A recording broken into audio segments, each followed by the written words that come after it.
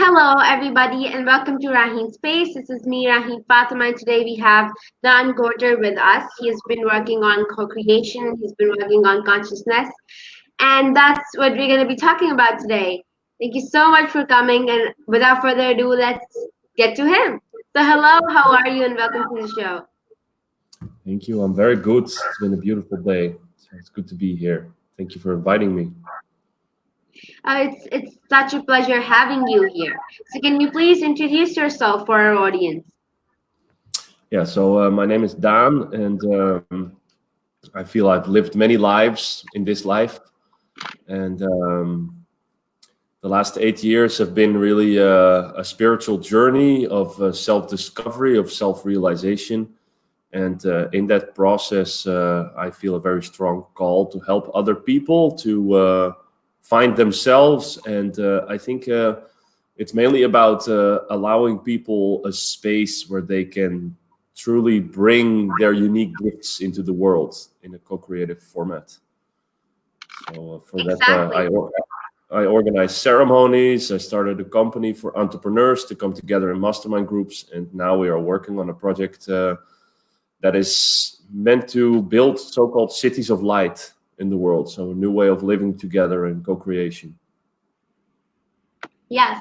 And even today, I had an interview. We were talking about co-creation, and I feel like co-creation, I think, especially now that there's COVID-19, is really important. So, what do you have to say about co-creation in, uh, this COVID-19 situation?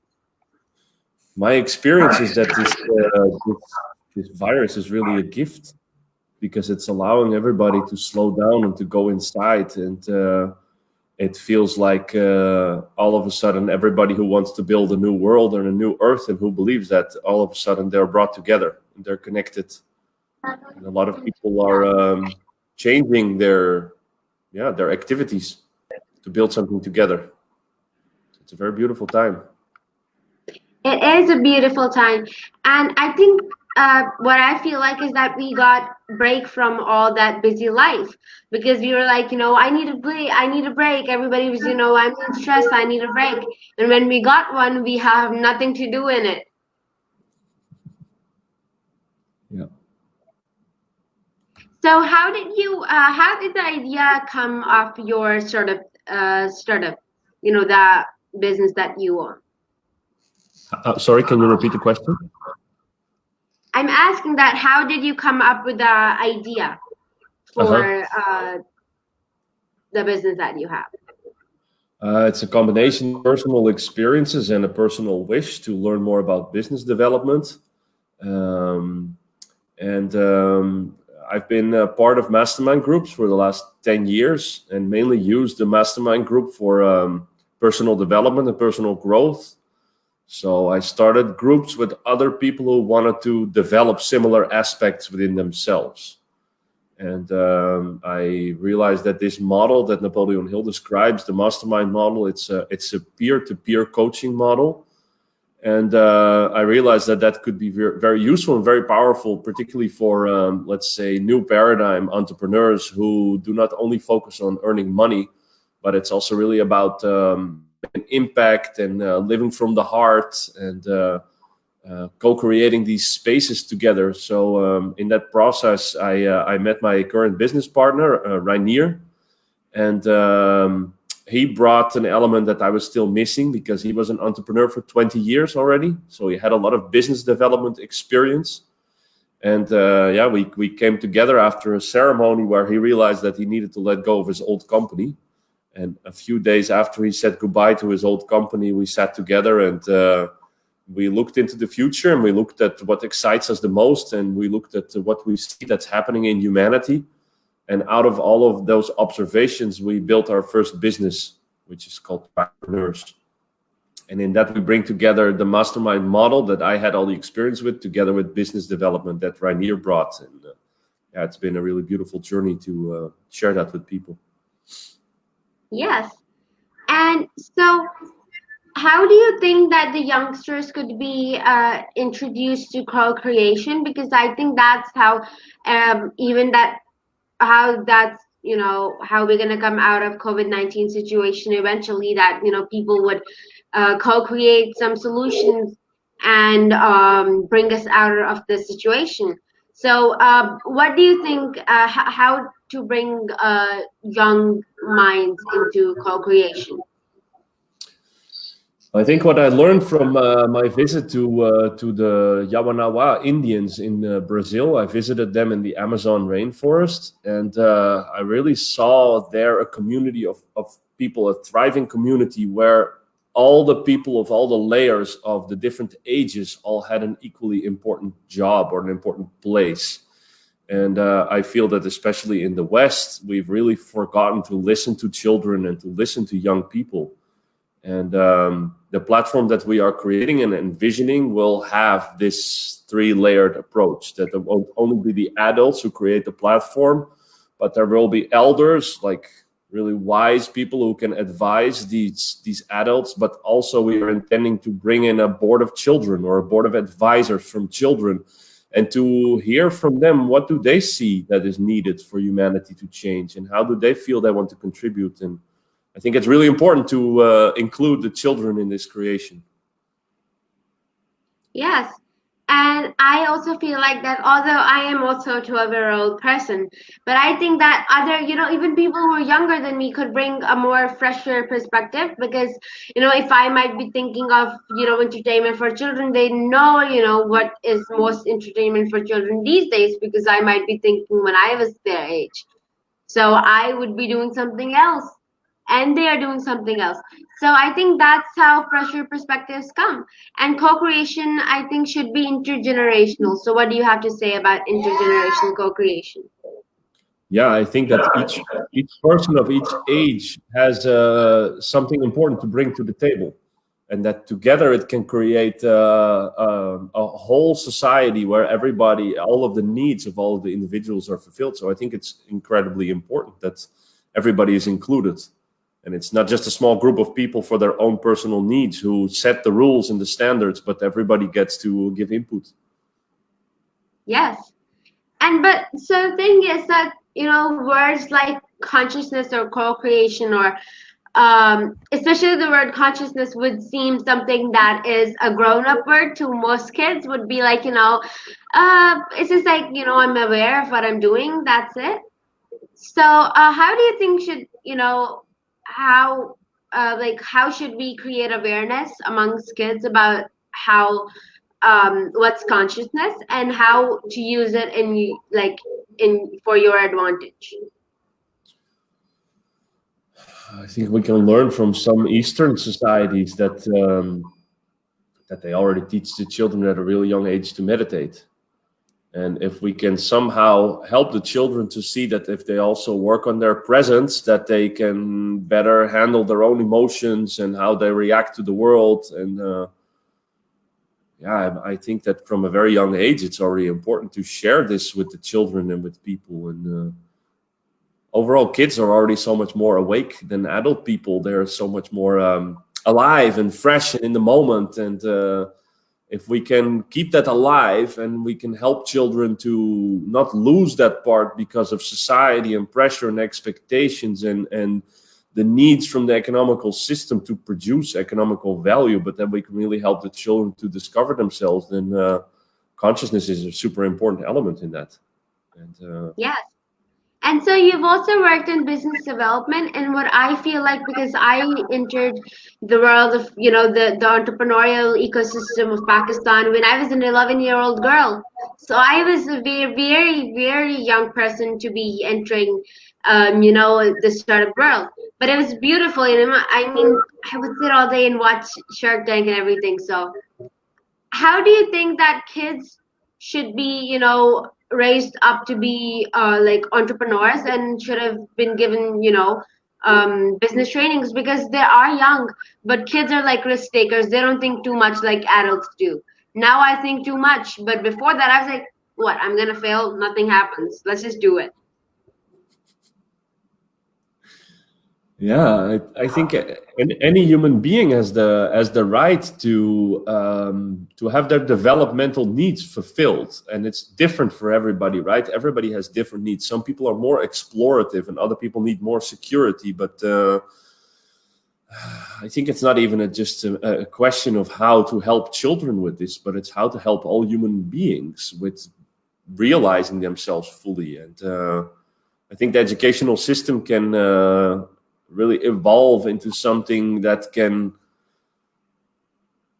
I'd say, help anybody, but particularly children, to maintain their purity, their essence, their true gifts. Everybody has unique gifts, and if we can help the children to find these gifts within themselves, and then help them to teach them how they can transmit or translate these gifts into products, services, businesses that they can help other people with, I think then the whole world will become a lot more beautiful. So yeah, there's a lot of potential for kids that just need the right support. Exactly. And so there are parents who need to support and also the school people, but how do you think a community, because a lot of people say, the entire village works on raising the child. It takes a village. So how do you think, except like parents and teachers, who impact the child's mental growth, also child growing as a young thinker and person with imagination? So what's your question? So the question is, who else do you think except parents and teachers impact how the children grow up to be? It's everybody they come in contact with. So this is what I really liked, what I saw in the jungle with the Yawanawa, that they don't talk about my children, but they talk about our children. And the children get to run around freely. And if they do something wrong, if they make a mistake, they cross some rules or boundaries, then it's not the parents that, let's say, discipline the children or educate the children. But for example, if the son of the chief of the tribe does something wrong, then someone else is chosen from the village, like a fisherman or someone who does the woodwork, or the medicine man, the shaman, or someone with a position in the village takes the child into the forest, explains what they did wrong, and then they rub them with some kind of a plant that burns a little bit, so they have a physical response also. But basically what I really like there is that everybody is responsible for the education of the children, of raising the children. And this way, it takes away the pressure from the parents, and also everybody feels much more like contributing to the overall growth of the new generation. And I think we really lost that. And so it takes a whole village, and we need to find a way to either live in community and offer this space for children. That would be the most ideal way, but also in our current societies, a lot can be changed in order to give the children a more multidimensional education and a multidimensional upbringing of the influence of many more people than only the parents. Yeah. And so you've been mentioning your trip to Brazil and the forest. So as soon as I start thinking of the forest, I'm like, were you abandoned there?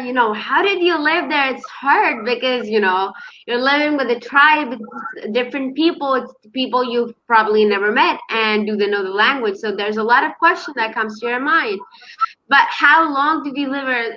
Just tell us the story, like the experience that you had. The first time I went was in 2016, and I went to visit a Shipibo family in Peru. And I met them through a Dutch organization. They were the neighbors of a place where I was staying, and I stayed in a 2-week retreat through a Dutch organization. So that's how I arrived first. It was an organized experience. But after that period, I got to talk with the neighbor next door, and I really liked him. I really resonated with him, and I asked him if I could stay in his village for a few months. And because it was quite affordable, I was able to stay there with some savings. And it was a really intense period. It was far away from home, far away in the jungle. There was no internet there, no electricity, no nothing. It was, challenging, but also very rewarding experience. I learned a lot about the plants. I learned a lot about the special abilities of the Shipibo indigenous people, how they use the voice to move energies and to do healing on other people. So I learned a lot there. And it was only later when I went to Brazil to go to a festival where there was all kinds of shamanic ceremonies, where I met the Yawanawa family. And last year I was there for the second time in January. And after the ceremony and after the event, they made an announcement that we are welcome to come visit their village. So we went with a group of 20 people with the boats, and everything was organized. And then we stayed for 1 week in their village, and we were really well taken care of. It was kind of luxury jungle camping because they cooked food for us, and we had beautiful places to sleep, and it wasn't so hard. So there was just a lot of mosquitoes. Yeah. When you mention luxury camping, then I'm like, well, if you see Brazil and if you see the forest, it's beautiful. So yeah, it is luxury camping, and you don't have to be afraid of deadly snakes or the incredibly deadly vipers or anything. So yeah, then of course you're taken care of in that way. But I feel like when you go to the jungle or you go to any other place that's a village, you feel like you have evolved a lot, and it's not just because of you, it's also because of your parents and your grandparents and how they grew up and how they did everything, because they don't have phones, and nowadays it's impossible to live without phones. Yeah, it's a big change. Yeah. So so because of course it was luxury camping, so you had, of course, some things that were with you. So how were some gadgets, or if you had a mobile or a tablet or anything, was the family, the kids especially, curious to know what kind of things there were? No, this particular family in Brazil, they live with one foot in their own culture and with the other foot in the West. So they travel to the cities. They were all wearing modern shoes and modern clothing, and most of them had a smartphone also. They don't have internet over there, but they all had a smartphone because they're all taking pictures of each other and making movies together. And it's not like they were only wearing a rope around their waist and super primitive and basic. Those tribes also exist, but this tribe is more integrated with the Western way of living. Yeah. Oh yeah, I see. Because I was imagining more of leaves tied around the body, and I was more of the kind of thinking that I would imagine of the jungle. But of course, everybody would see that, because that's how cartoons taught us, or that's how we would imagine, as our elders told us that that place does not have internet, that place does not have laptops or PCs. So yeah, just think of that place as how it used to be when it was the cave age or the stone age or something. It was like millions of years ago. But they still exist. There's still a good few uncontacted tribes in the Amazon, and they really don't want to come in contact with Western people. And they still live super primitive, so they don't have any metal or smartphones or electronics or whatever, and they still really wear the leaves around their waist. They do exist, but they're becoming more and more rare. Yeah. As much as I'm scared of all the animals, because I'm even scared of dogs, that's how scared, or I would have, made a journey to the Amazon and then try contacting those tribes and try living with them. Yeah. It would have been bizarre. I cannot live, without a phone, because I need to keep everybody updated. I could actually, sneak one or something, take pictures and upload it or something. So now I'm kind of making plans, because you get to do luxury camping. So if I try to do not so luxury camping with the other tribes, then it's kind of cool. But you get to learn a lot from how efforts were made by your grandparents and your parents. That's what I think. Yeah. It was, in the end, it was very liberating for me to be in the jungle without electricity and without reception, without the internet for a few months, to really move away from all of that for a while. Because before that, I was living in Amsterdam at the city center. I was still studying aerospace engineering in Delft. So I had a very demanding life with a complicated study. I was working a lot, traveling a lot, lots of friends. So lots of communication and interaction over the phone, and the jungle is just not possible. It's very liberating. Yeah, you probably can't even send texts in the jungle, right? No, nothing. There's no texting in the jungle. But so you just told me that you were studying in Amsterdam, you were studying aerospace. So how's studying aerospace? Yeah, that was well, when I was younger, when I was 17, I started as a car mechanic. So I repaired cars for a while.